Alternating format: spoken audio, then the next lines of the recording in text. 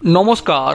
অনেকে বিদ্রূপ করে বলছেন অসুস্থতার কারণ দেখিয়ে জামিনটা হয়ে যাক, তারপরে অনুব্রত মণ্ডলের মতো কাউকে ধরে দাঁড়িয়ে তৃণমূলের বিভিন্ন অনুষ্ঠানে গিয়ে বক্তৃতা দিক। এবার তৃণমূল সরকারের প্রাক্তন খাদ্যমন্ত্রী জ্যোতিপ্রিয় মল্লিককে নিয়ে যে খবরটি উঠে আসছে তা হল, রেশন দুর্নীতি মামলাতে অভিযুক্ত রাজ্যের প্রাক্তন খাদ্যমন্ত্রী জ্যোতিপ্রিয় মল্লিককে ভর্তি করানো হয়েছে হাসপাতালে।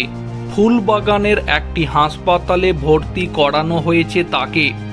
শ্বাসযন্ত্রের সমস্যা নিয়ে গত কয়েকদিন ধরে ওই হাসপাতালে চিকিৎসাধীন আছেন রাজ্যের প্রাক্তন খাদ্যমন্ত্রী। বৃহস্পতিবার ব্যাংশাল আদালতে রেশন দুর্নীতি মামলার শুনানি ছিল। শুনানির সময়ই প্রেসিডেন্সি কেন্দ্রীয় সংশোধনাগার কর্তৃপক্ষের তরফে জ্যোতিপ্রিয় মল্লিককে হাসপাতালে ভর্তি করানোর বিষয়টি জানানো হয়। রেশন দুর্নীতি মামলায় তাকে গ্রেপ্তার করেছিল ইডি। তিনি হাসপাতালে ভর্তি থাকার বিষয়টি ইডিকে আগে থেকে না জানানোয় কিছুটা অসন্তোষ প্রকাশ করেছে কেন্দ্রীয় আর্থিক তছরূপ তদন্তকারী সংস্থা।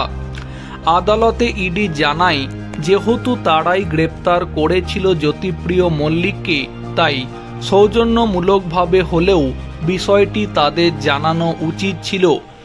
ধৃত প্রাক্তন খাদ্যমন্ত্রী জামিনের জন্য বৃহস্পতিবার আদালতে সওয়াল করেন তার আইনজীবী, তবে তাতে আপত্তি জানায় ইডি।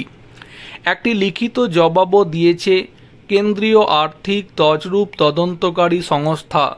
ইডির ওই জবাব পড়ার জন্য আদালতের কাছে কিছুটা সময় চেয়েছেন জ্যোতিপ্রিয় মল্লিকের আইনজীবী।